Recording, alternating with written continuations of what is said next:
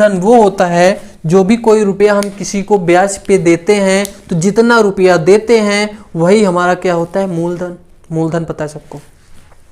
हम लोग अगर क्रय मूल्य और विक्रय मूल्य की बात करें तो क्रय मूल्य वह होता है जिसपे जो दुकानदार होता है ना, जो शॉपकीपर होता है, कि जिस रेट पर उस सामान को खरीद के लाता है थोक में, होलसेल में, वो उसका क्या होता है, क्रय मूल्य, यानी कि सीपी, उसकी कास्ट प्राइस, उसने उस पर कितना रुपए लगा कर खरीदा होगा वो क्या होगा, सीपी। सपोज करो कि अगर आप किसी चीज को खरीदते हो जाके और आपको दूसरे को बेचना है तो जिस रेट पर आपने सामान को खरीदा होगा वो क्या होगा, आपका कॉस्ट प्राइस, यानी कि सीपी, यानी कि विक्रय मूल्य, विक्रय नहीं क्रय मूल्य। ध्यान से सुनिएगा, जिस पर आपने खरीदा है और आपको दूसरे को बेचना है तो जो आपने खरीदा है जिस मूल्य पर उसे बोलते हैं क्रय मूल्य, और जिस पर आप बेचोगे किसी और को वो हमारा होगा विक्रय मूल्य।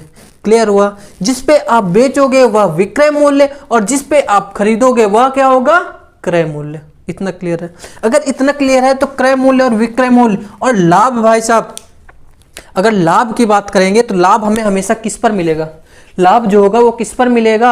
अगर लाभ की बात करोगे तो भाई साहब जो आप खरीद कर लाए होगे जितने में और जितने ज्यादा में बेचोगे तो वही तो लाभ होगा।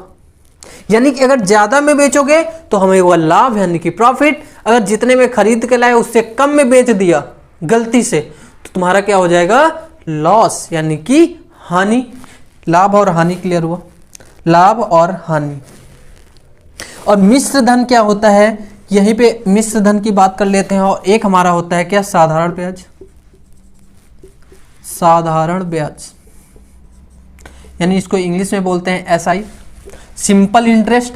और यहीं पे एक होता है चक्रवृद्धि ब्याज। चक्रवृद्धि ब्याज यानी कि सीआई, कंपाउंड इंटरेस्ट। इसको बोलते हैं सिंपल इंटरेस्ट। साधारण ब्याज को क्या बोलते हैं, सिंपल इंटरेस्ट। Simple interest. और इसको बोलते हैं compound interest, COMPOUND, compound interest. और भाई साहब ये मूलधन होता है, इसको इंग्लिश में बोलते हैं प्रिंसिपल। क्लियर है? जिसको अगर किसी भी वर्ड में कंफ्यूजन है तो वो अब आपका कंफ्यूजन दूर हो जाएगा। तो अभी मैं मिश्र धन और मूलधन, साधारण ब्याज और चक्रवृद्धि ब्याज की बात करने वाला हूं। तो देखिएगा, जो हमारा मूलधन होता है, अगर हमने किसी को पैसे दिए, सोचो मैंने आपको पैसा दिया उधार, वो भी ब्याज पर। अगर ब्याज पर हमने आपको पैसा दिया तो जितना पैसा दिया वो क्या होगा, मूलधन। और जो आप हमें वापस करोगे, हमने कहा कि 1 साल में आपको 10 रुपए ब्याज देना होगा, तो अगर आपने 1 साल बाद 110 रुपए हमको दिए, सब हमने दिए थे, वो मूलधन था। 110 जो दिए तो वो क्या हुआ, हमारा मिश्र धन हुआ। वो हमको आपने हमें मिश्र धन वापस किया। तो वहीं पे अगर ब्याज की बात करेगा कि साधारण ब्याज, साधारण ब्याज की बात करेगा तो क्या होगा, वही आपका जो 100 मैंने दिया था, आपने 10 ज्यादा दिया हमें, तो वही 10 रुपए क्या होगा, साधारण ब्याज। ठीक है? लेकिन अगर यहीं पर चक्रवृद्धि ब्याज की बात की जाए तो चक्रवृद्धि ब्याज यानी कि कंपाउंड इंटरेस्ट वह होता है। पहली चीज अगर मैं आपको बताऊं, साधारण ब्याज और चक्रवृद्धि ब्याज में पहले साल दोनों का होता है सेम। ठीक है? पहले साल सेम होता है, लेकिन दूसरे साल की बात करते हैं जब 2 साल, तो भाई साहब जो आपने हमें 10 रुपए दिया था, फिर से सुनिएगा, हमने आपको 100 रुपए दिया, वो हुआ मूलधन। आपने 1 साल बाद हमें दिया कितना, 110 रुपए, वो क्या हुआ, मिश्र धन। ठीक है? तो 10% साधारण ब्याज 1 साल का हुआ 10 रुपए। ऐसे ही चक्रवृद्धि ब्याज 1 साल का होगा 10 रुपए, उसका भी।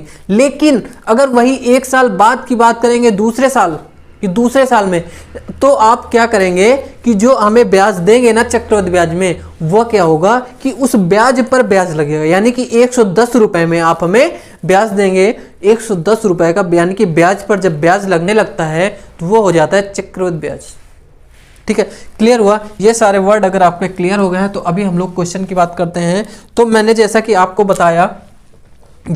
मैंने बताया कि जो सब कुछ लाभ और हानि सारा क्रय मूल्य और विक्रय मूल्य पर डिपेंड करता है।